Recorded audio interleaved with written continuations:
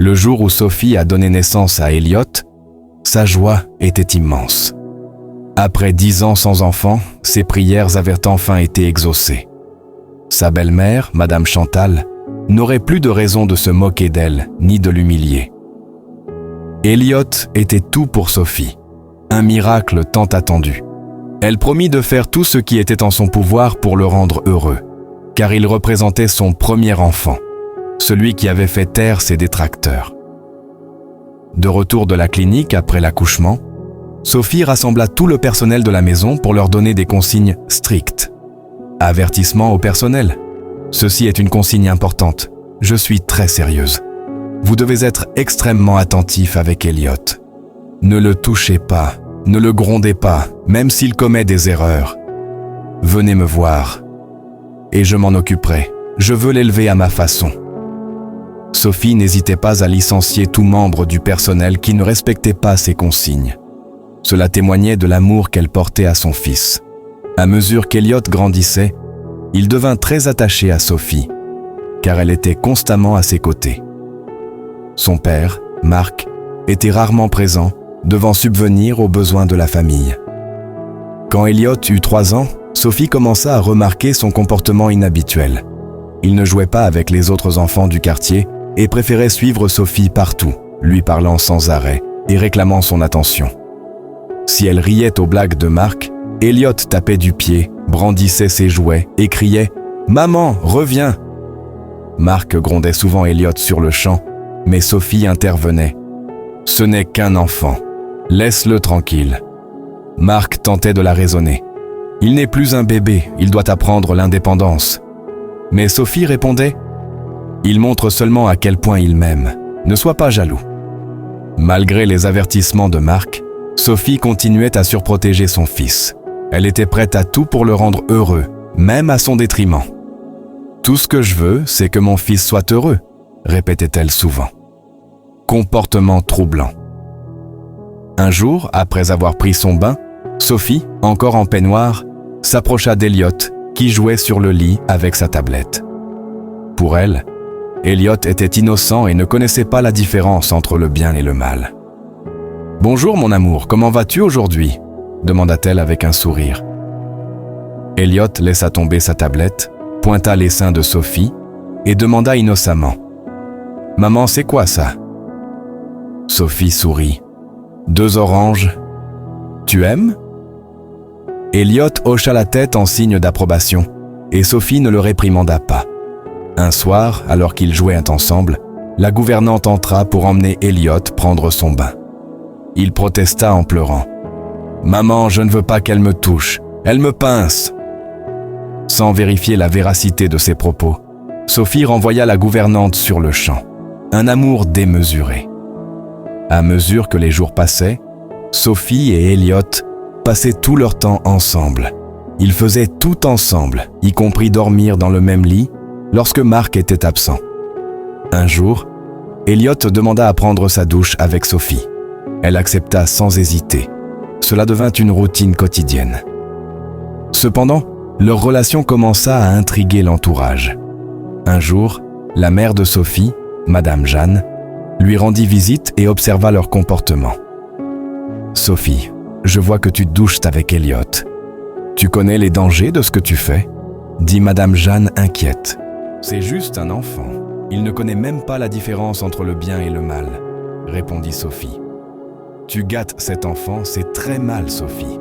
Ne fais pas des choses que tu regretteras plus tard. »« Dis-lui que j'en ai assez de parler !» cria Marc depuis le salon.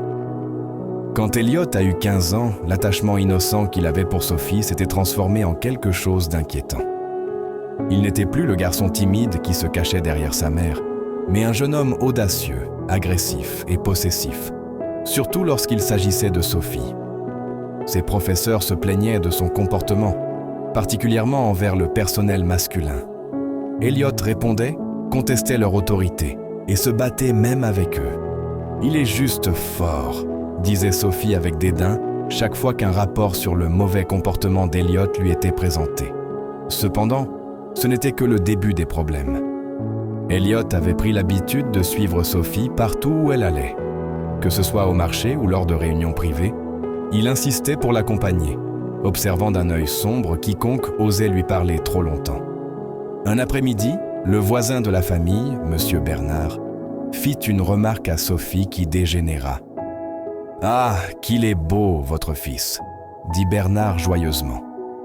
Elliot, qui se tenait à proximité, se figea, son expression s'assombrit, et avant que quiconque ne puisse réagir, il se jeta sur Bernard, le poussant contre un mur. « Ne lui parle plus jamais comme ça !»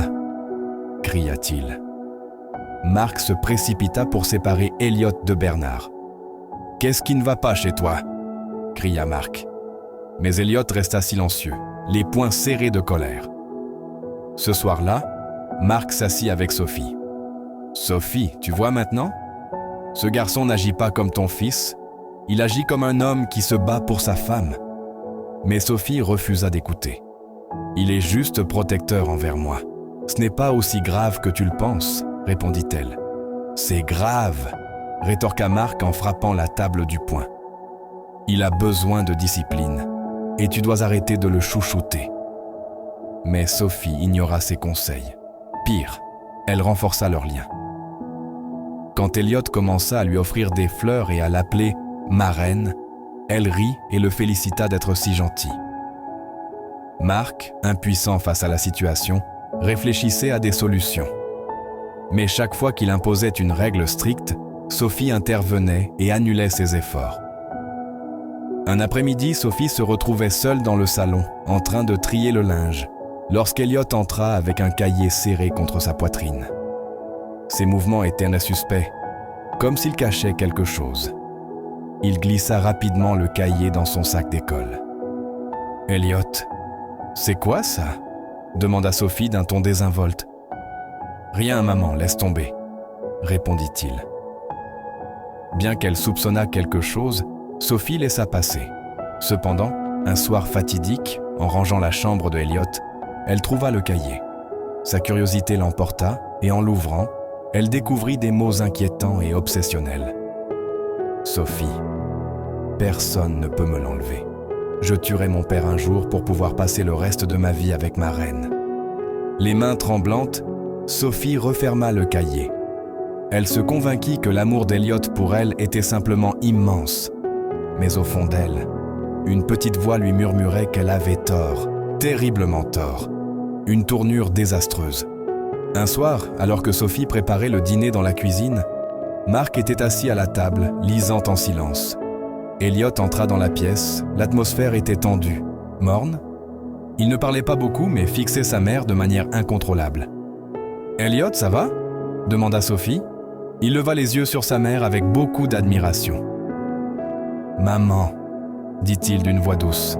« Quoi ?» répondit-elle en s'essuyant les mains sur une serviette et en s'asseyant à côté de lui. Elliot hésita pendant un instant avant de murmurer « Je dois te dire quelque chose, maman. Quelque chose que je te cache depuis très longtemps. » Le cœur de Claire fit un bond. « Vas-y, » dit-elle. « Je t'aime, maman. Je veux dire, je t'aime vraiment. » Sophie se figea, le souffle coupé. « Bien sûr que tu m'aimes, » répondit-elle en riant nerveusement. « Je suis ta mère. » Elliot secoua la tête violemment. « Non, maman. Ce n'est pas comme ça, c'est plus. Tu es la seule femme que j'ai jamais aimée, maman. Je n'ai besoin de personne d'autre. » Le cœur de Sophie se mit à battre très vite. Elle ne voulait pas croire ce que ses oreilles entendaient. Terrifiée, elle se leva rapidement, son corps tremblant.